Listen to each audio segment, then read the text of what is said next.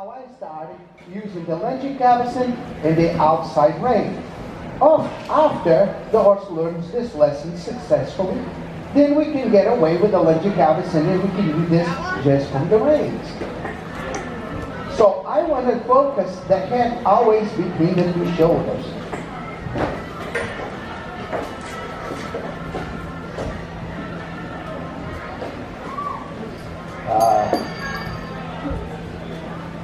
Again, every time I want to, if you have a problem with the horse that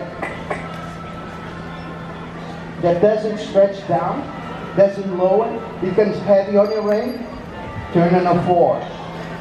Because they lower the neck and they step forward and through. Do a rotation on the 4, to hit the step under. Now I'm going to change a little bit of the pleat, the flexion, and I'm going to fall with a half pass. I'm going to arrive at the wall and shoulder rein. I like the half pass. Hey.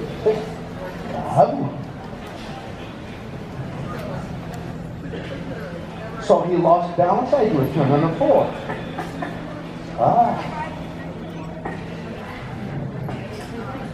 Good job.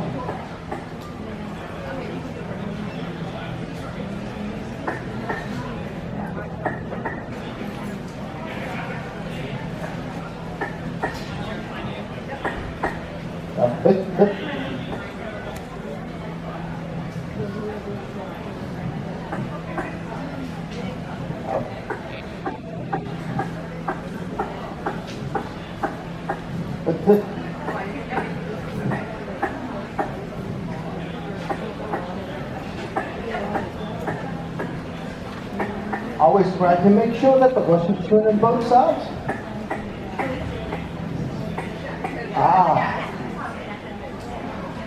What do you guys think?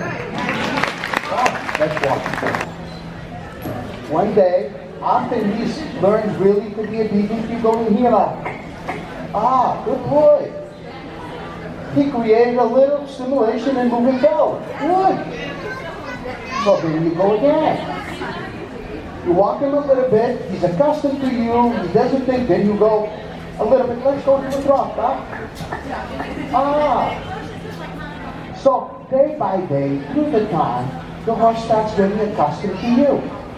Obviously, I do this day in and day out, and I've done for quite a few years, and my level of experience allows me to get here faster and quicker. But it's not a miracle. You're going to beat him, and he's going to be afraid. No, because you are a good friend from the saddle standpoint.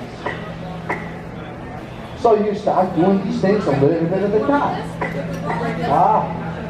So now, of course, when you have the lunge capstan, there's all of these things, and when you start schooling this way, everything becomes less invasive. Questions and answers.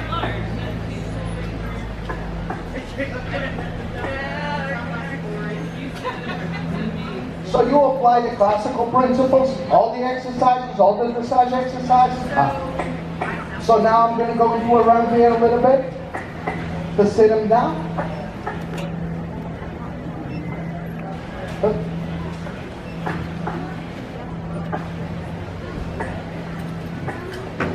Like around here, and the shoulder fort, it's great for footfall.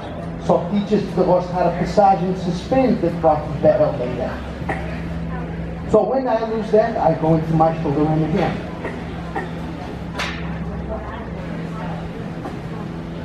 I want to make sure that my shoulder rein doesn't become too triangle. Now I want it to go forward instead of sideways. Forward.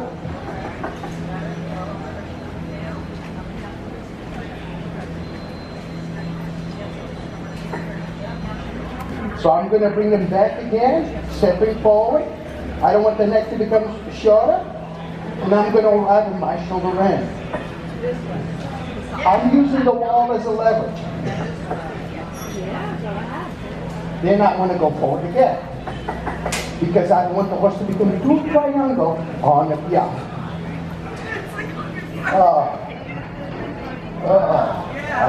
Talk with your horse. Well, when it's too triangle, the too triangle is the hunches gets too close to the front end, and the front comes too far back, then the horse becomes, usually I like to use a behind when I.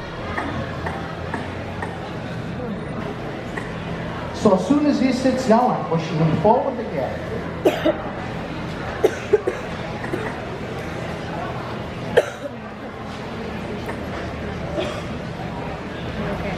Turn on a fourth to step under.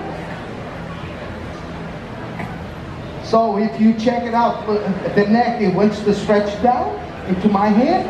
I'm going to insist on that. Now I have on the outside rein, and that is my half pass. And the horse becomes light and boat. I get to the wall a few strides off collection and drop forward again. When you do this, try not to run with the horse. Okay, well, I'm more concerned in having the head between the two shoulders, the symmetry, than actually having a bend.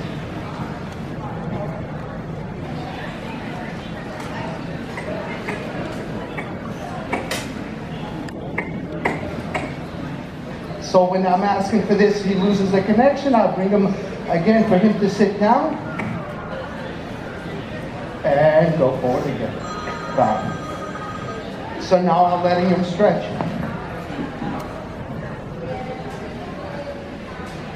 And he stays pretty much in balance.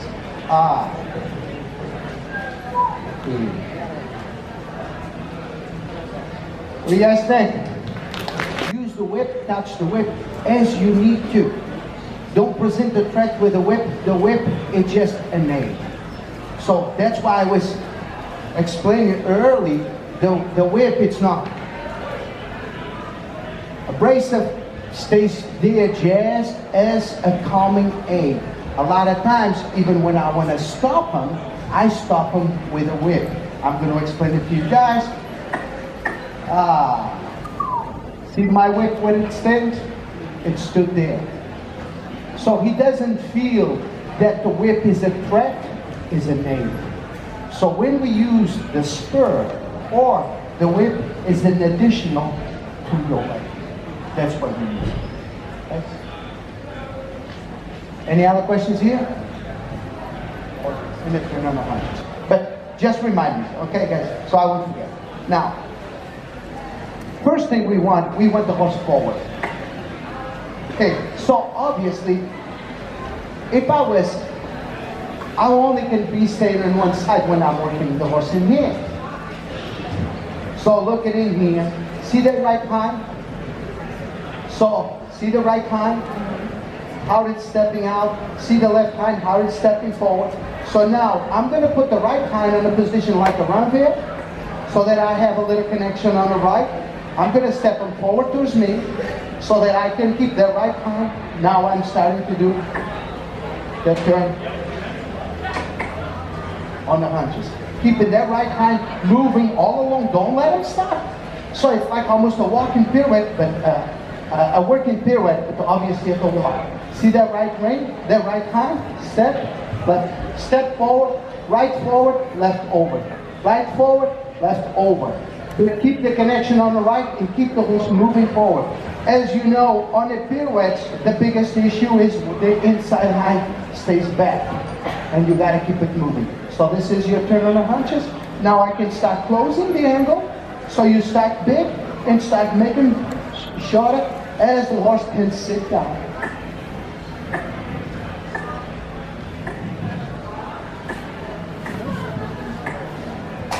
What I want is those hind feet moving forward all along. Moving forward.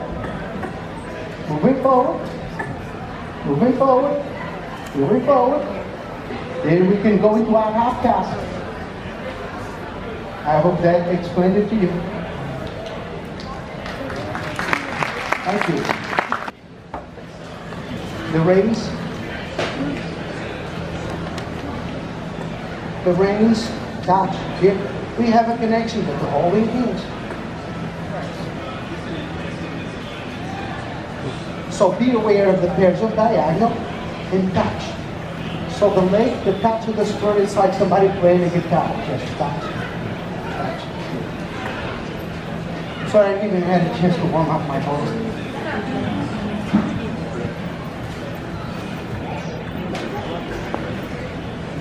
So now we're going to go into a passage. There's some symmetry. The reins up. One rein at a time. So that you can have the pairs of ayahuasca.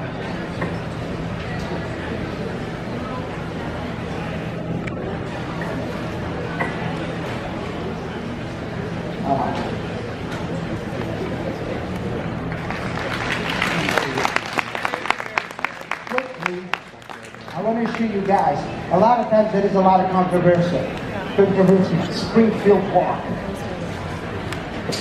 Why we teach these things?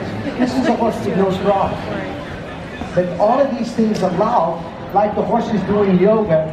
I don't teach this to all the horses, but look at the expression of the shoulder, the freedom of the shoulder. When it creates the freedom of the shoulder, now I can go into my passage or the lengthening, and I can make it cross. See this?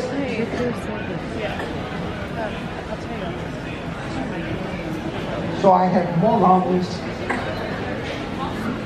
on his shoulder. Okay, now I'm going to move on. They kick me out of your knee a little bit. Okay, so now a little bit of the work on the canter. So let's see, when I'm at the canter, I'm cantering on a circle, but I want that penetration of that right hind. Look, inside, but outside I want to have this thing straight.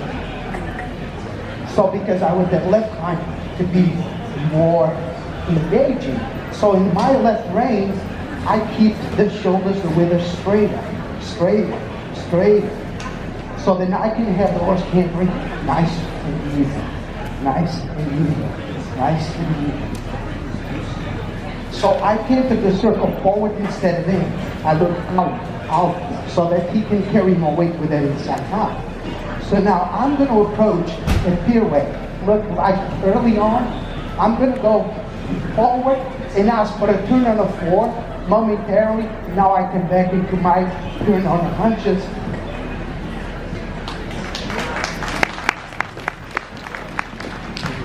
So that when I go forward, I create that inside high, now I can back.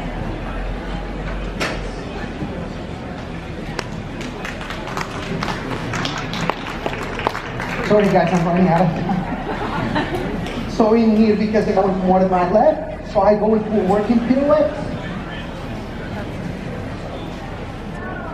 So the reins, each swoop, they stay here. Here, touch, here, stay upwards, not backwards. Up, so the withers can come up. So now I'm going to approach, I have that left hind in there, that left hind in there, and I'm going to turn. I'm going to turn on the hunches left.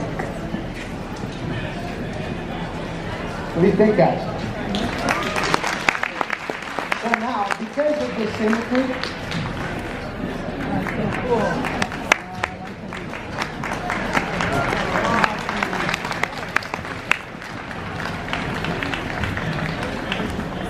did I do 15?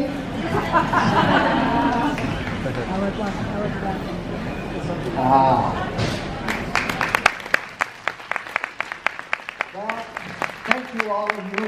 I know those stop 9:30 in the morning to come in here. I want to thank all of you that spending the time to be here, because these things we said is wonderful with people. And we are based in Massachusetts. We are in Merrimack, Mass. We are a writing school. That what we do is we train anyway from the beginning, the old-fashioned, the classical way, from the lunge line all the way.